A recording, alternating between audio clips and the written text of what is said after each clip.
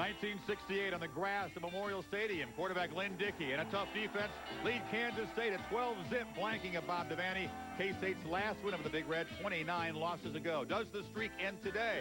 And what about another streak? 37 straight wins from the Nebraska of Division III. The Mount Union Purple Raiders can claim the all-time D3 record all alone, but they face the last team to beat them, Baldwin Wallace. Could be a big day for teams wearing purple. Talking about messing up that whole system, being a fly in the ointment. Well, maybe they'll get their chance. Both these teams are having great years, but neither team has won a game they weren't supposed to win.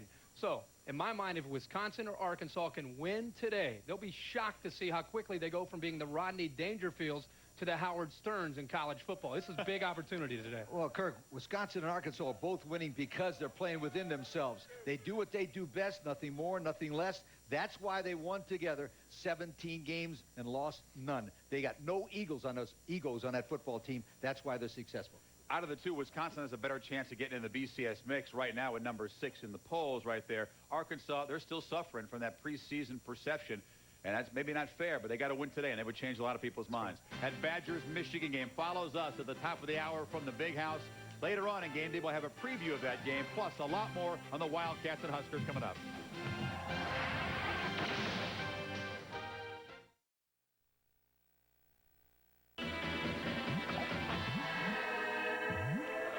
When you see all those escapes back-to-back, it's why the folks here are chanting overrated for UCLA. They believe that. The Bruins' year of living dangerously takes them to Husky Stadium, where they can clinch the Pac-10 title, either the Rose Bowl or perhaps the Fiesta Bowl if they qualify. Here's Jim Lambright's take on that 18-game win streak. The longer it becomes, the more vulnerable UCLA becomes because they don't make the plays. They don't give their opponents proper credit. The defense hasn't got much credit. It's gotten worse. 91st now in total defense. Never in the history of college football, at least in 75, they started ranking these things, has a defense that bad allowed a team to play for a New Year's Day national championship. They are embarrassed at UCLA. But at Washington, nothing to be that proud about either. I was going to say, if UCLA's defense is bad, what is Washington? Their pass defense has really been struggling. In the last 3 games, they have given up an average of over 400 yards a game. They get Jermaine Smith as starting cornerback, which should help. But I expect the Bruin offense and Cade McNown to put up some big numbers. And I think UCLA is going to throw for a lot of yards to these people. Brian Polly-Dixon leads the team with 8 touchdowns. 24 of his 34 catches have gone for first downs, and he made a big catch there. McNown's favorite target is Danny Farmer. He leads the team with 38 catches. He's a big play man, averages over 20 yards a catch. Now, as I said, I think Cade McNown and his UCLA Bruin offense will score over 40 points today to once again outscore yet another opponent to go 9-0. And then, as I say, you got to brace because USC and Miami, one of those 2 teams beats UCLA. You know, Cade McNown, you're talking about him. He's only ranked 11th in the nation in total offense. But I think he's ranked number 1 in clutch performances, and you just saw why. Now, UCLA's won 18 straight games with this guy at quarterback, and he's a winner. He doesn't have Heisman numbers, but he has Heisman-type plays. I think they win also. They win 19 in a row, and they beat Washington by outscoring them. So what's new? Hey, can we get Cade on defense? They need some help over there.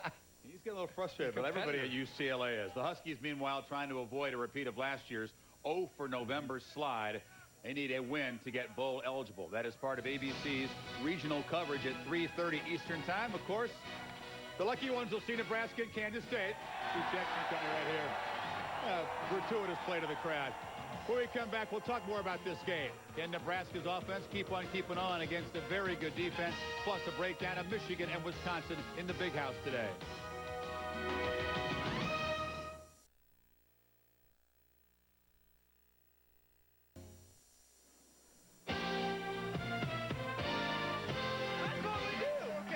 Tailgating Kansas State style. The Wildcats today hoping to certainly scramble the traditional pecking order in this conference. We'll get to that game in a second. How can you, in the era of offensive balance, be number 6 in the country, be undefeated at this point, despite not throwing a touchdown pass in the last 17 quarters? Well, if you're Wisconsin, you do it with old-school running game, a tough defense. Kicker Matt Davenport has been almost perfect, and the nation's best turnover margin. But will all that be enough to clinch a Rose Bowl berth in the Big House against a Michigan defense and a quarterback that suddenly regained the spark of last year? Today, Barnett and Bill Curry for a preview. Guys?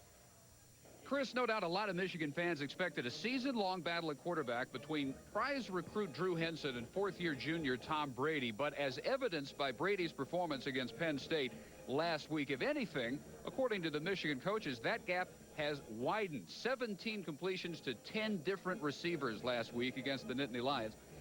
And today he takes on two redshirt freshman cornerbacks for Wisconsin. Normally, that is a prospect that any quarterback looks forward to. No fun to play against these guys. Wisconsin's football team's organized a lot like an army, and we hear about the big guys, the infantry. But in today's football, you got to have great air support. And in the person of Jamar Fletcher, we certainly see that at the University of Wisconsin. This redshirt freshman plays like a longtime veteran. He literally performs like a heat-seeking missile, having the capacity to run full speed in one direction, change to the other direction, and having the intelligence and the body control to intercept the football. He leads the league with 5. His teammates, Mike Eccles, Jason Doring, join him to combine for 17 interceptions, which also leads the Big Ten. Little perspective, in Barry Alvarez's first 8 years, he had 7 interceptions total from all his freshmen. These two freshmen this year already combining for 8. So as we get set for the Wolverines and the Badgers, right now we send it back to Chris. Guys, thank you. Now, they've not played a lot of great offenses, that Wisconsin defense. And Michigan has not been a great offense all year long. But still, this might be the biggest challenge for that Badger defense. Well, Chris, one of the things about Michigan's defense, they had major league problems with the option early against Notre Dame and Syracuse. So watch Wisconsin's quarterback, Mike Samuel, run more option today. The reason is they're going to try to get the ball outside to Ron Dayne. Number 10 comes down the line, pitches the ball to number 33, Ron Dayne. They like to do this to get the ball right to the outside. Now, Wisconsin uses a ball control offense.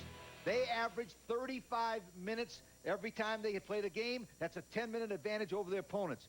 I think that ball control, I think their kickers, I think their defense, I think Wisconsin upsets Michigan and goes to the Rose Bowl. You're not saying Mike Samuel is Donovan McNabb, are you? You know, coming down the line, I mean, the same speed and stuff. You're not saying that, right? Right. With most of the attention, like my friend says, going into this game about Ron Dayne and Wisconsin's offense against the Michigan defense, do not lose sight of the fact that Michigan, their offense may not have great stats, but they're getting much, much better, and it started last week in their performance against Penn State. Next to their offensive line, they're starting to dominate. Watch the 2 tackles. Jeff Backus, 6'6", 290. Here getting on the freak of the North, LeVar Arrington. He is very physical. Then John Jansen, the right tackle. He's the team captain. Last week, he helped Michigan's offensive line not to allow 1 sack against Penn State, giving Brady time to throw. And when Brady has time to throw, he can make it happen. I said it Thursday, and I'll say it again today.